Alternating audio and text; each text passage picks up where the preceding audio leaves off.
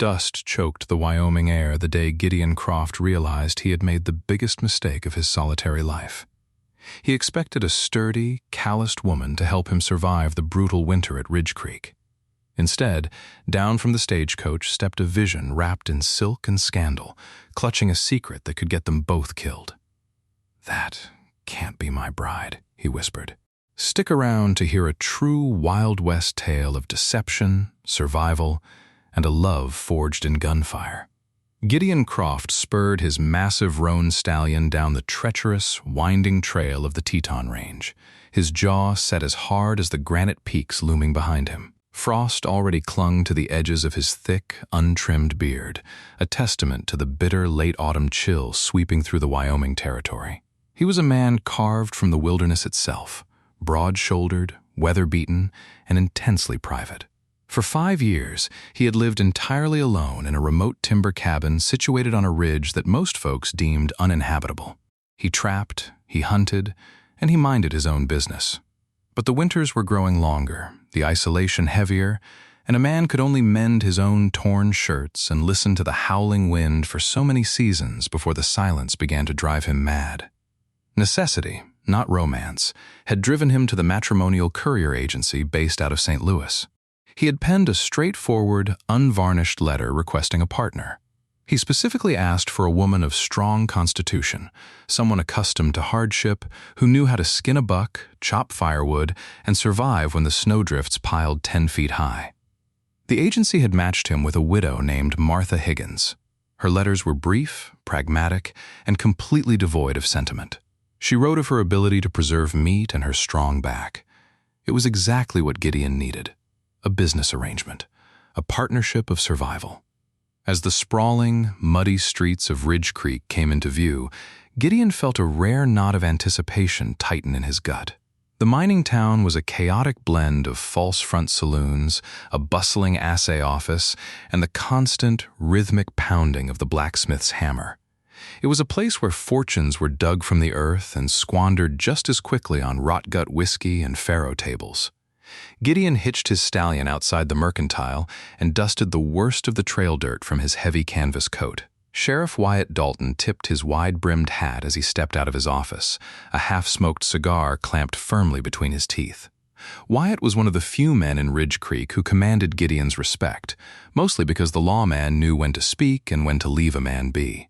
"Big day, Croft," Wyatt remarked, leaning against the wooden railing. "Town's been buzzing since Tuesday. The mountain hermit finally coming down to claim a wife. Clara Jenkins over at the boarding house has been taking bets on how long she lasts before the mountain drives her to pack her bags." Gideon offered a humorless grunt. "She's a widow from Missouri, Wyatt, used to farm labor. She'll last longer than most of the greenhorns panning for gold in your creek. I don't need a delicate flower. I need someone who won't freeze to death when the first blizzard hits." "Well, you'd better hope the St. Louis agency understood your definition of sturdy," Wyatt chuckled, gesturing down the main thoroughfare. "Because here comes Jebediah's rig right now." The distant, thunderous rumble of hooves and rattling wood echoed through the valley. Through a rising cloud of pale dust, the Concord stagecoach barreled into town, pulled by a sweaty team of 6 exhausted horses. Jebediah Stone, the grizzled driver, hauled back on the leather reins, shouting hoarse commands as the heavy wooden wheels ground to a halt in front of the Ridge Creek depot. A small crowd of curious onlookers had already gathered, eager to witness the arrival of the mail-order bride destined for the wildest man in the territory. Gideon stepped off the boardwalk, his heart hammering a steady, unfamiliar rhythm against his ribs. He carried the folded photograph Martha had sent him in his breast pocket, a sepia-toned tintype of a stern-faced, broad-shouldered woman in a simple homespun dress. He waited near the door as Jebediah climbed down from the driver's box, cursing the rutted trails, and reached for the brass handle of the carriage. The heavy wooden door creaked open. Gideon stepped forward to offer his hand, bracing himself to greet the practical, rugged widow who would share his hearth. But the leather boot that stepped out onto the iron carriage step did not belong to a sturdy farm woman. It was a delicate, polished half-boot laced with deep emerald ribbons. The hem of a traveling dress followed, made not of homespun cotton, but of rich, forest-green velvet that gathered the dust of the street instantly. A collective gasp rippled through the gathered townsfolk, and Clara Jenkins nearly dropped her woven basket. Gideon froze, his outstretched hand suspended in the frigid air. Out of the dusty, cramped interior of the stagecoach stepped a woman who looked as though she had been plucked directly from a high-society ballroom in Boston and dropped unceremoniously into the mud of Ridge Creek. She possessed hair the color of spun copper, pinned up in a complicated, slightly disheveled arrangement beneath a fashionable feathered hat. Her skin was porcelain pale, untouched by the harsh sun of the frontier, and her eyes, a striking, vivid shade of storm cloud gray, swept over the rough, dirty town with a mixture of absolute terror and desperate defiance. She was breathtakingly, devastatingly beautiful, and she was completely, unequivocally wrong for the mountains. She stood frozen by the carriage door, her gloved hands gripping a small, intricately beaded reticule. In her left hand, clutched so tightly her knuckles strained against the fine leather, was the very letter Gideon had mailed to St. Louis 4 months prior. Gideon's rugged face hardened into a mask of pure disbelief. He looked at the velvet dress, the delicate porcelain features, and the trembling, gloved hands. He took a slow step back, shaking his head. "That can't be my bride," he muttered, his deep voice carrying over the sudden, absolute silence of the dusty street. The silence that blanketed the street was so profound Gideon could hear the leather harnesses of the stagecoach horses creaking as they breathed. The stunning woman on the depot platform stared at him, her chest rising and falling in rapid, shallow breaths. She looked at his towering, formidable frame, his heavy beard, and the Winchester rifle slung casually over his broad shoulder. A flicker of genuine panic flashed across her storm-gray eyes, but she forced her chin up, an act of sheer, stubborn bravery that Gideon couldn't help but recognize. She took a tentative step forward, her velvet dress dragging in the Wyoming dirt, and held out his crumpled, weather-beaten letter. "Are you Mr. Gideon Croft?" Her voice was melodic, refined, and entirely out of place among the rough-hewn timber buildings of Ridge Creek. It was the voice of parlor rooms and crystal chandeliers. Gideon did not take the letter. His jaw clenched so tight a muscle ticked near his temple. "I am. But you sure as hell aren't Martha Higgins. The agency promised me a widow who knew her way around a crosscut saw, not a debutante looking for a grand adventure." The woman swallowed hard, her composure slipping for just a fraction of a second. "Martha is not coming, Mr. Croft. I am Adelaide." "Adelaide Montgomery," a murmur broke out among the onlookers. Clara Jenkins leaned toward the blacksmith's wife, whispering fiercely behind her hand. Sheriff Wyatt Dalton stepped off the boardwalk, his boots crunching loudly in the dirt, his eyes darting between the furious mountain man and the trembling socialite. "What do you mean, she isn't coming?" Gideon's voice dropped an octave, a dangerous, low rumble. "I paid the agency. I signed a legal contract. Where is she, and why are you holding my letter?" Adelaide's delicate fingers trembled, but she refused to look away from his piercing stare. "Martha Higgins was my maid in Chicago. She fell gravely ill with consumption 3 weeks ago. She couldn't make the journey. The agency refused to refund the passage." She paused, taking a shaky breath, her eyes darting nervously toward the eastern horizon as if expecting a cavalry of demons to appear over the ridge. "I needed to leave the city, immediately. So I took her ticket. I took her place." Gideon let out a harsh, incredulous laugh that held no humor. "You took her place? Lady, do you have any idea what you've done? My cabin sits at 8,000 feet. In 2 weeks, the snow will be up to the roofline. There are grizzly bears, mountain lions, and storms that will freeze the blood in your veins while you sleep. I need a partner to help me survive, not a helpless runaway seeking a hiding spot." Tears threatened the corners of Adelaide's eyes, but she blinked them away fiercely. "I am not helpless, Mr. Croft. I learn quickly. I will work hard. I had no other choice. If I stayed in Chicago, a man named Cornelius Rutherford was going to force me into a marriage that would have been a death sentence. Please, you have to honor the ticket." "I don't have to honor a damn thing," Gideon growled, stepping closer, towering over her. "This is the frontier, Miss Montgomery. Your high society problems mean nothing up on the ridge. You won't last a week, Jebediah, Gideon barked, turning to the stage driver who was casually unloading trunk after trunk of heavy luggage. Put her back on the coach. I'll pay her fare to San Francisco. Can't do it, Gideon. Jebediah spat a stream of tobacco juice into the dust. Coach is busted, axles cracked, and the horses are blown. We ain't moving for at least 4 days until the blacksmith can forge a new brace. Besides, another winter storm is blowing in from the north. Sky's already turning the color of bruised iron. Gideon looked up. The driver was right. The jagged peaks of the Tetons were disappearing behind a menacing, slate-gray wall of advancing clouds. The temperature was already dropping rapidly, the wind biting through his canvas coat. If she stayed in town, she'd freeze in the streets, and he knew Clara Jenkins would charge exorbitant rates at the boarding house, money he highly doubted this runaway bride possessed. He looked back at Adelaide. She looked frail, exhausted, and utterly desperate. She was shivering, her velvet dress offering no protection against the biting Wyoming wind. Gideon cursed under his breath, a vicious oath directed at St. Louis, the Postal Service, and his own miserable luck. "Fine," he snapped, snatching the letter from her gloved hand and shoving it into his pocket. "Get your bags. But you listen to me, and you listen good. We are going up the mountain because I won't have your death on my conscience down here. You will sleep in the corner, you will pull your weight, and as soon as the spring thaw clears the passes, you are getting on a coach to the coast, and you are never looking back." Adelaide nodded rapidly, a flood of relief washing over her pale features. "Thank you, Mr. Croft. I promise I won't be a burden." Gideon ignored her, stalking over to the heavy wooden supply wagon he had driven down from the ridge. As he hoisted her ridiculously heavy, brass-bound steamer trunks into the back of the wagon, he couldn't shake the feeling of impending doom. He had wanted a simple life, a quiet existence. As Adelaide climbed awkwardly onto the wooden bench of the wagon, her silk skirts bunching around her, Gideon noticed something that made his blood run cold.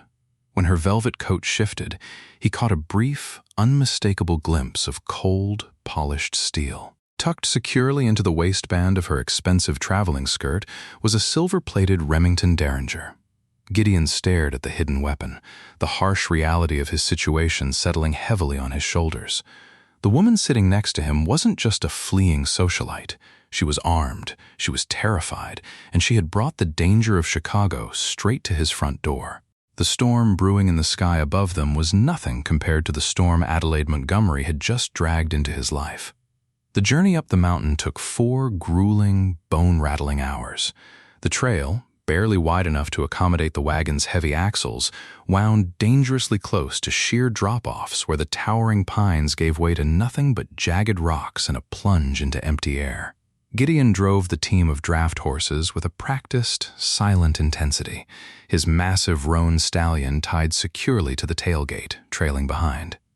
He kept his eyes locked on the treacherous, rutted path, though his peripheral vision was entirely consumed by the shivering woman seated rigidly beside him. The temperature plummeted with every 100 feet of elevation they gained. The bruising, slate-gray clouds that had loomed over Ridge Creek now enveloped them completely, spitting hard, icy pellets of sleet that stung the skin like buckshot.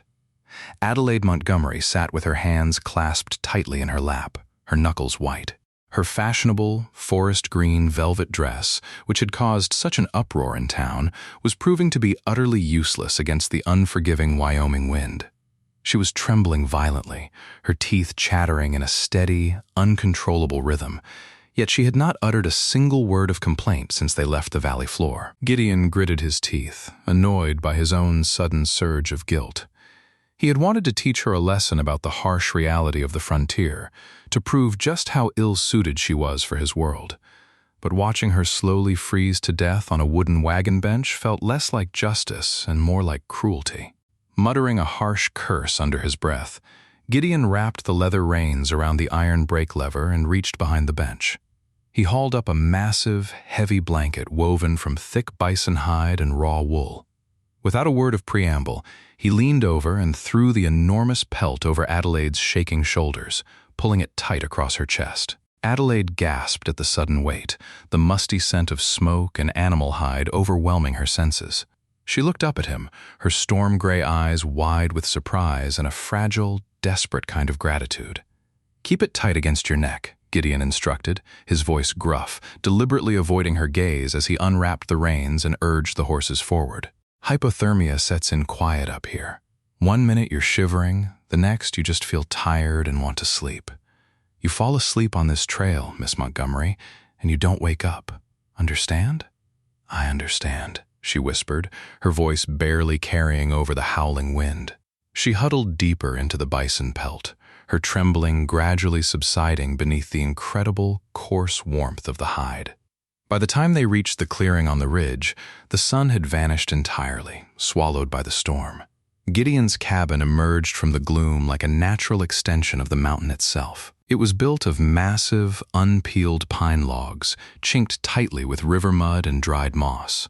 A stone chimney rose from the steeply pitched cedar shake roof, though it currently stood cold and dark. There was a small lean-to barn for the horses, a heavy woodshed, and absolutely nothing else for 20 miles in any direction. Gideon halted the wagon and jumped down, his boots sinking into 3 inches of fresh, powdery snow. He walked around to the passenger side, expecting to have to lift the delicate city woman down like a child. But Adelaide was already moving. Pushing the heavy hide blanket aside, she scrambled awkwardly over the iron step, her velvet skirts bunching around her knees as she dropped into the snow. She stumbled, nearly losing her footing in the slick powder, but caught herself on the wagon wheel, refusing to ask for his hand. "Get inside," Gideon commanded, pointing toward the heavy oak door. "It's open. Don't touch the lantern on the table until I get the fire going." Adelaide nodded, lifting her hem and trudging through the snow toward the dark, imposing cabin. Gideon watched her go, a frown creasing his weathered face, before turning to unhitch the horses. Inside, the cabin was stark, smelling faintly of wood smoke, dried sage, and gun oil. It was a single, large room. A heavy iron stove dominated the far wall, flanked by a cast-iron skillet and a few dented tin pots. A rough-hewn table sat in the center, and a single, wide bed piled high with furs occupied the darkest corner. It was fiercely, aggressively masculine, utterly devoid of the soft comforts Adelaide had known in Chicago. 10 minutes later, Gideon stepped through the door, carrying an armful of split cordwood. He kicked the door shut against the howling wind and dropped the wood onto the stone hearth. Within moments, he had a fire roaring in the iron stove, the orange glow casting long, dancing shadows across the timber walls. Adelaide stood near the center of the room, clutching her beaded reticule, looking entirely lost. Gideon stood up, dusting the bark from his leather gloves. He looked at her, his dark eyes sharp and unyielding. "The bed is yours for tonight. I'll take the bedroll by the fire. Tomorrow, we build a partition." "Mr. Croft, I couldn't possibly." "I'm not arguing with you, Miss Montgomery," Gideon interrupted, his voice a low, dangerous rumble. He took 2 slow steps toward her, the firelight catching the hard lines of his jaw. "But before we settle in, we need to have a conversation about trust, or, more specifically, the lack thereof." Adelaide blinked, taking a defensive step backward. "I don't know what you mean." Gideon let out a dry, humorless chuckle. "I'm a mountain man, lady. My life depends on noticing things that are out of place. A broken twig, a shifted rock." He pointed a thick, calloused finger directly at her waist. "Or a silver-plated derringer tucked into the skirts of a woman who claims she just wants a quiet place to hide. So, you can hand it over right now, or you can turn around and walk back down that mountain in the dark." Adelaide froze, the blood draining completely from her already pale face. Her hand instinctively drifted toward the fold of her velvet skirt, her fingers brushing the cold, hard outline of the hidden weapon. She looked at Gideon's towering frame, the broad span of his shoulders blocking the only exit, and the uncompromising fury burning in his dark eyes. "How did you know?" she breathed, her voice trembling not from the cold, but from sheer terror. "The wind down in the valley caught your coat when you climbed into the wagon," Gideon replied evenly, not moving an inch. "I saw the pearl grip. Now, I am going to ask you one last time. Hand it over. I will not sleep under the same roof as a stranger who is armed and desperate enough to lie her way into my home." For a long, agonizing moment, Adelaide hesitated. The Derringer was her only safeguard, the last shred of protection she possessed in a brutal, unpredictable world. But looking at Gideon Croft, she realized that if this man wanted to harm her, a two-shot parlor pistol wouldn't stop him. With shaking hands, she reached into her skirt, retrieved the small, silver-plated weapon, and held it out by the barrel. Gideon snatched it from her grasp with blinding speed. He expertly popped the breech, his face darkening further as two brass cartridges ejected into his palm. It was fully loaded. He pocketed the bullets and tossed the empty gun onto the wooden table, the metal clattering loudly in the quiet cabin. "Where did you get it?" he demanded. Adelaide swallowed the lump in her throat, wrapping her arms around her chest. "I stole it. From Cornelius Rutherford's study, the night I fled Chicago. He is a railroad baron, Mr. Croft. A ruthless, vicious man who owns half the judges in Illinois. He brokered a deal with my uncle to marry me in exchange for clearing my family's debts. When I refused, he threatened to have my younger brother thrown into a debtor's prison, or worse. The pistol was for myself, in case his men caught me before I reached the train station." The raw honesty in her voice extinguished a fraction of Gideon's anger. He studied her face, looking past the expensive clothes and the porcelain skin, and saw the profound, lingering exhaustion of a woman who had been running for her life. "Rutherford." Gideon tested the name on his tongue, committing it to memory. "Well, your railroad baron's money doesn't mean a damn thing at 8,000 feet. You're safe here, for now. But make no mistake, Miss Montgomery, this mountain is just as ruthless as any man in Chicago. Tomorrow, you learn how to survive it." Over the next 3 weeks, the brutal reality of frontier life crashed down upon Adelaide. The morning after her arrival, Gideon woke her before dawn, shoving a pair of his old, oversized canvas trousers and a heavy flannel shirt into her arms. The velvet dress was folded and banished to the bottom of her brass trunk. True to his word, Gideon showed her no mercy. He taught her how to chop kindling, the heavy iron axe tearing agonizing blisters into her soft palms within the first hour. He showed her how to draw water from the frozen creek, forcing her to break the ice with an iron spud bar. The most horrific lesson came on the 4th day, when he dropped a freshly trapped snowshoe hare onto the wooden table, handed her a hunting knife, and instructed her to skin and gut it for their evening stew. Adelaide had wept silently as she performed the grisly task, her hands covered in blood, her stomach violently protesting. But she did not quit. She gritted her teeth, wrapped her bleeding, blistered hands in strips of linen, and did exactly as she was told. Gideon watched her transformation with a silent, grudging respect. He had fully expected her to break, to beg him to take her back down to Ridge Creek and surrender to Clara Jenkins' boarding house. Instead, she learned to keep the fire stoked so the cabin remained warm. She learned to bake heavy, dense biscuits in the Dutch oven buried in the coals. Her pale skin lost its ghostly pallor, replaced by a healthy, wind-burned flush, and the terrified look in her storm-gray eyes slowly morphed into a fierce, steely determination. They spoke little, their days consumed by the endless chores required just to stay alive, but a quiet, uneasy rhythm settled between them. Then, on the 22nd day, the true fury of the Wyoming winter finally broke. The blizzard struck with the force of a runaway locomotive. The wind screamed through the pines, driving a blinding wall of white snow that reduced visibility to less than 5 feet.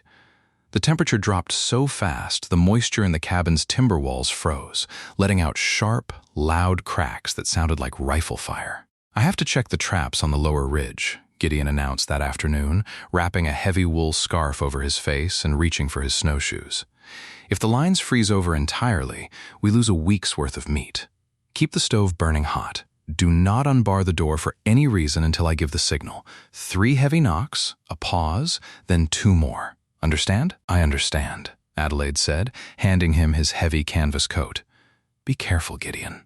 It was the first time she had used his Christian name. Gideon paused, offering a terse nod before plunging out into the screaming white abyss. Adelaide barred the heavy oak door behind him, the sudden isolation pressing heavily on her chest. She busied herself with kneading dough, the rhythmic motion soothing her frayed nerves. 2 hours passed. The storm outside only grew louder, the wind shaking the heavy cabin on its stone foundations. Suddenly, cutting through the rhythmic howling of the gale, Adelaide heard a sound that made her blood run entirely cold. It wasn't the sound of splitting timber or breaking branches. It was the sharp, metallic clink of a horse's bridle, followed by a heavy, deliberate thud against the front porch. Adelaide froze, the flour dusting, her hands floating to the floor. She grabbed the heavy iron fire poker from the hearth and backed away from the door, her heart hammering against her ribs. Thump, thump, thump. 3 heavy knocks echoed through the cabin. Adelaide let out a ragged sigh of relief, stepping forward to lift the heavy iron bar. Gideon was back early. She reached for the wood, but froze instantly. There was no pause. Thump, thump, thump, thump, thump. The knocking continued, rapid and demanding. It wasn't Gideon. "Open up in there!" A harsh, gravelly voice shouted through the thick oak, barely audible over the roaring wind. "We know she's in there, Croft. Open this door before we burn the damn thing down around you." Cornelius Rutherford's bounty hunters had found her. Panic seized her chest like an iron vice. Adelaide stared at the thick oak door, the heavy timber shuddering under the violent assault from outside. The men on the porch were not deterred by the screaming blizzard. They battered the wood with a massive log or a heavy iron bar, the hinges groaning in protest. Cornelius Rutherford's reach had extended far beyond the Chicago city limits, stretching its dark, suffocating grip all the way to this remote Wyoming ridge. She backed away slowly, the heavy iron fire poker feeling entirely inadequate in her trembling hands. "Break it down, Virgil!" The gravelly voice roared again, muffled by the howling wind. "Rutherford's paying $500 for her return, and another $200 if we bring back the mountain man's scalp. Put your back into it!" Adelaide's mind raced, discarding the blind terror and replacing it with the cold, hard survival instincts Gideon had ruthlessly drilled into her over the past 3 weeks. She dropped the poker and sprinted toward the corner of the cabin where Gideon slept. He had taken his Winchester rifle into the storm, and he had emptied her silver derringer on her first night. But a man who lived his life anticipating danger would never leave his stronghold entirely defenseless. She dropped to her knees, frantically tearing at the heavy furs on Gideon's bedroll. Her blistered fingers scraped against the rough floorboards until she felt a loose plank. Ripping it upward, she discovered a leather-wrapped bundle nestled in the dirt foundation. She pulled it free and unrolled the oiled leather. Inside lay a massive, blued steel Colt Dragoon revolver and a small canvas pouch of heavy lead cartridges. The weapon was horrifyingly heavy, designed for cavalrymen, not debutantes, but Adelaide did not hesitate. A deafening crack split the air. The top iron hinge of the heavy oak door snapped, sending a shower of rusted metal shards into the room. A blast of sub-zero wind immediately howled through the widening gap, bringing a swirling vortex of white snow that instantly began to freeze the flour on the floorboards. Adelaide fumbled with the loading gate of the massive Colt, her hands shaking violently from both fear and the sudden, biting cold. She shoved a heavy brass cartridge into the cylinder, rotating it with her thumb just as Gideon had shown her when cleaning his rifle. She managed to load 3 rounds before the bottom hinge completely gave way. The oak door crashed inward, slamming against the cabin wall with a sound like a cannon shot. The blizzard rushed into the room, extinguishing the oil lantern on the table and leaving only the orange, flickering glow of the stove fire. 2 massive figures stepped over the splintered threshold, their long canvas dusters caked in solid ice. The first man, Virgil Kane, wielded a heavy double-barreled shotgun, his face obscured by a frozen woolen scarf. The second man, a vicious-looking tracker named Bo Weston, held a drawn hunting knife, his eyes scanning the dark interior with predatory anticipation. "Well, well," Bo sneered, pulling the frozen scarf down to reveal a mouth full of rotting teeth. "Look at the little Chicago songbird. Rutherford said you were pretty, but he didn't mention you'd be playing house with a savage. Put the iron down, little lady. That Colt weighs more than you do. You couldn't hit a barn from the inside with it." Adelaide raised the heavy revolver, wrapping both hands around the thick wooden grip to steady the trembling barrel. She aimed directly at Bo's chest. Get out of this cabin. If you take one more step, I will shoot you where you stand."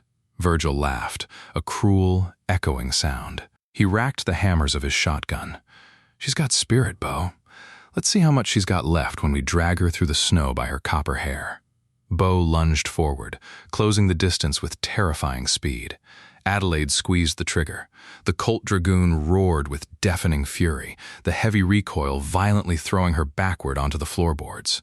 The sheer concussive force in the enclosed cabin shattered the remaining window pane. Through the thick cloud of sulphurous white smoke, she heard a sickening thud and a scream of pure agony. Bo Weston crashed into the wooden table, clutching his shattered shoulder, the hunting knife clattering uselessly to the floor. The heavy caliber bullet had spun him completely around, spraying dark crimson across the timber wall. "You crazy witch!" Virgil roared, raising his shotgun toward Adelaide as she scrambled backward across the floor, desperately trying to cock the heavy hammer of the Colt for a second shot. Before Virgil could pull his triggers, a shadow materialized from the blinding white fury of the blizzard outside. Gideon Croft stepped through the ruined doorway, a spectral figure of vengeance wrapped in snow. He didn't waste time shouting. He swung his heavy Winchester rifle like a club, driving the solid walnut stock directly into the back of Virgil's knees. The bounty hunter crumpled with a shout of surprise, his shotgun blasting harmlessly into the ceiling timbers. Gideon dropped his rifle, drew his hunting knife in a single, fluid motion, and hauled Virgil backward by the collar of his frozen duster. The ensuing struggle was brutally short and mercilessly violent. Gideon fought with the savage efficiency of a cornered grizzly, his immense strength overwhelming the bounty hunter in seconds. He drove the hilt of his knife into Virgil's temple, rendering the man instantly unconscious before kicking the dropped shotgun across the floor. Breathing heavily, his beard caked in snow and his eyes burning with lethal fury, Gideon turned toward the wounded Bo Weston, who was frantically crawling toward the door, leaving a thick trail of blood on the floorboards. Gideon planted his heavy leather boot squarely in the center of Bo's back, pinning him to the ground. "You brought a war to my mountain," Gideon growled, the deadly calm in his voice far more terrifying than the storm outside. "Tell me how many more are coming, or I throw you back out into the blizzard right now and let the wolves finish the job." Blood seeped rapidly into the floorboards, pooling near the splintered doorway as the freezing wind whipped around their ankles. Bo Weston groaned in agony, his face pressed against the rough timber under the crushing weight of Gideon's boot. The bounty hunter coughed, spitting a mixture of blood and saliva onto the wood. "You're a dead man, Croft," Bo rasped, his voice trembling as much from the biting cold as the pain in his shattered shoulder. "You think we're the only ones? Rutherford wants her back. He hired the Holloway gang. Jasper Holloway and 10 of his best riders are waiting down in Ridge Creek.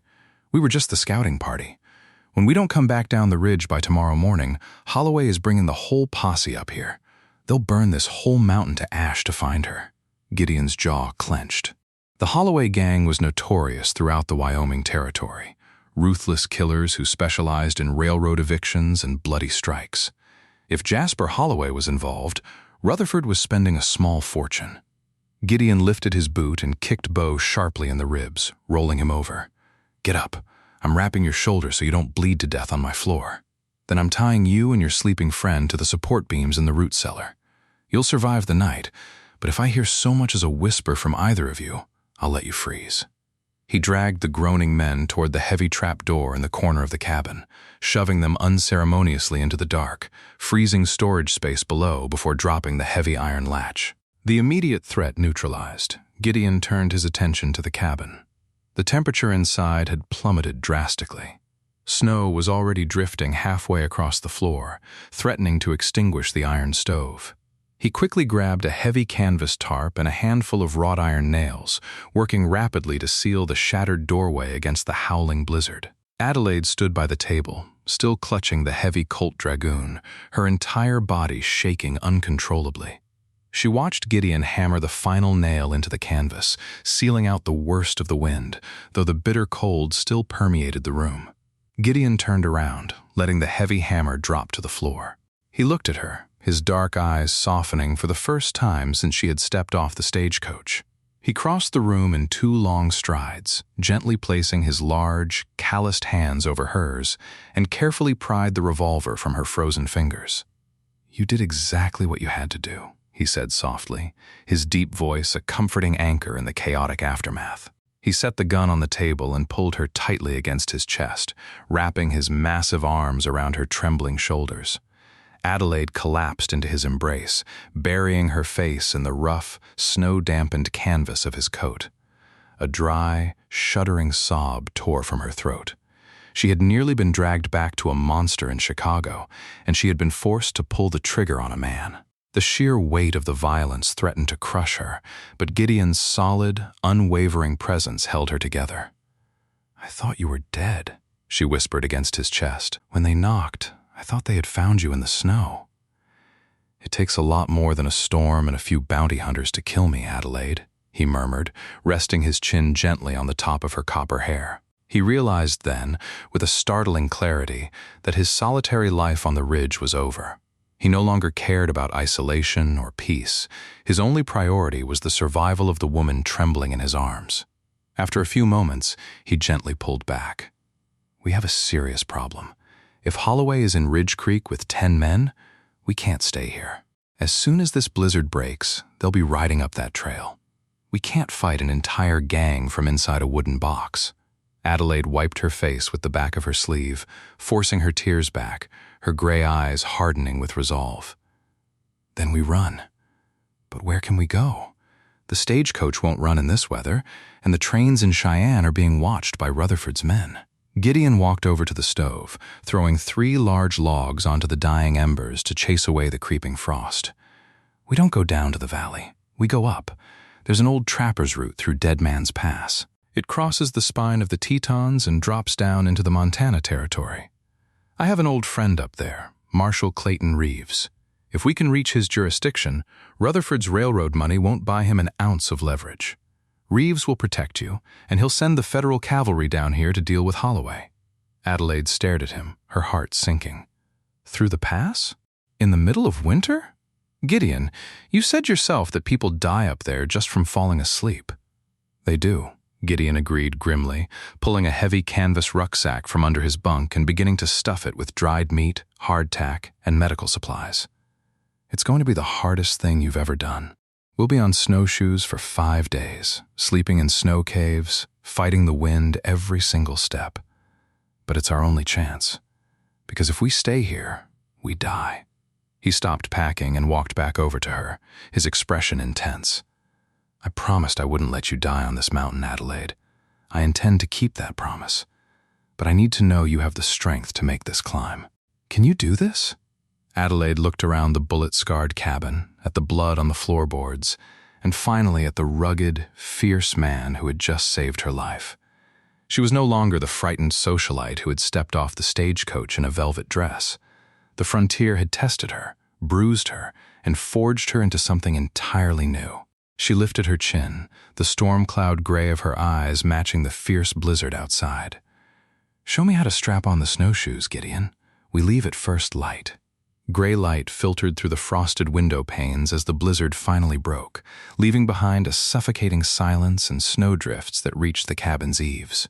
Gideon and Adelaide wasted no time. Strapped into heavy ashwood snowshoes and layered in every piece of wool and hide they possessed, they vanished into the treacherous expanse of Dead Man's Pass. Every step was a battle against gravity and knee-deep powder.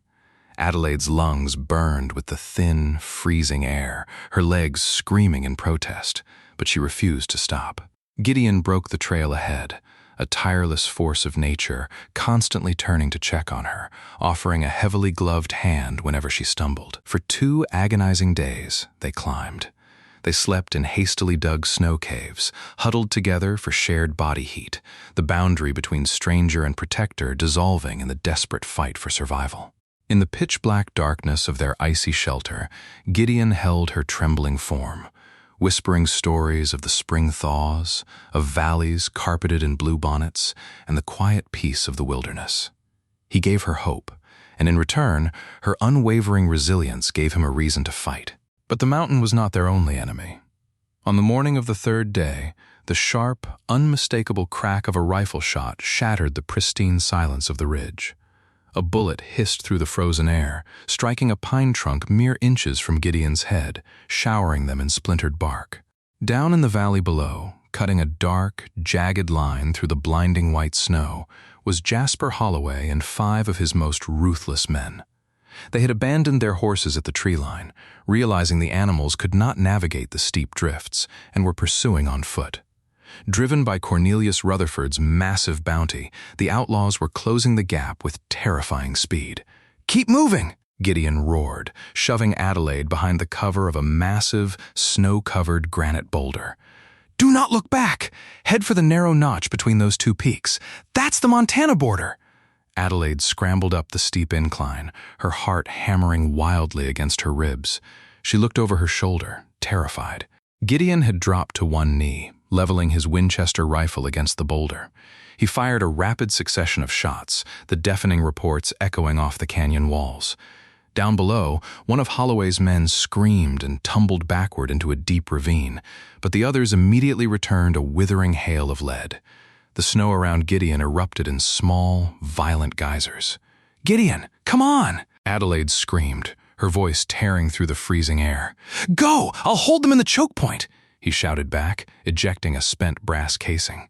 She refused. The Chicago socialite who had stepped off the stagecoach a month ago would have run. But the woman forged in the fires of Ridge Creek planted her snowshoes firmly in the powder.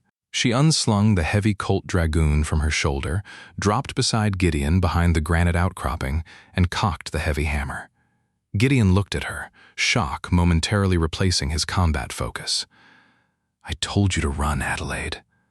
"I am done running," she declared, her storm-gray eyes locked on the advancing outlaws. "We cross that border together, or neither of us does." A grim, deeply proud smile touched the corners of Gideon's mouth. Together, then. The shootout in Dead Man's Pass became a brutal test of endurance. Bullets chipped away at their rocky fortress. Holloway's men, hardened killers from the plains, were relentless, but they had severely underestimated the high-altitude terrain. As the outlaws pushed recklessly up the narrow gorge, Gideon recognized the fatal error. The steep snowpack directly above the gang was severely unstable, heavily loaded by the recent blizzard.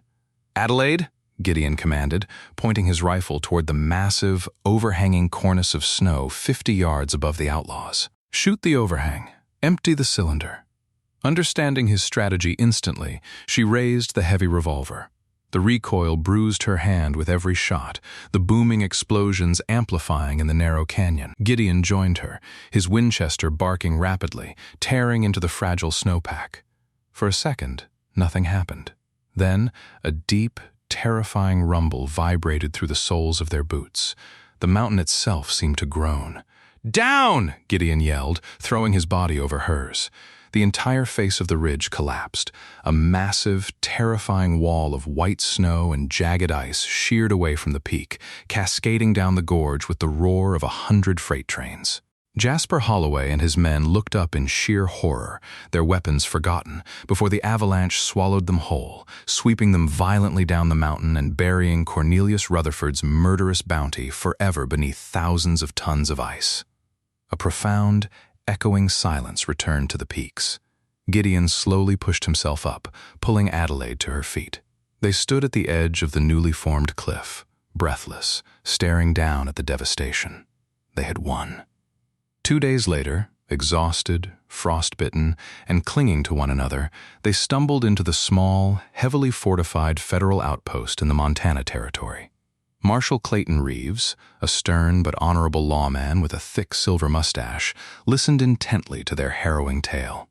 True to Gideon's word, Reeves immediately drafted a federal injunction against Cornelius Rutherford, guaranteeing Adelaide's permanent protection under federal jurisdiction. The nightmare was finally over. Standing by the roaring fireplace in the marshal's office, Adelaide held a mug of hot coffee, the warmth slowly returning to her bruised hands. Gideon stood near the door, his canvas coat draped over his arm. The time had come for their business arrangement to end. She was safe, free to board a train to San Francisco and resume a life of comfort and refinement.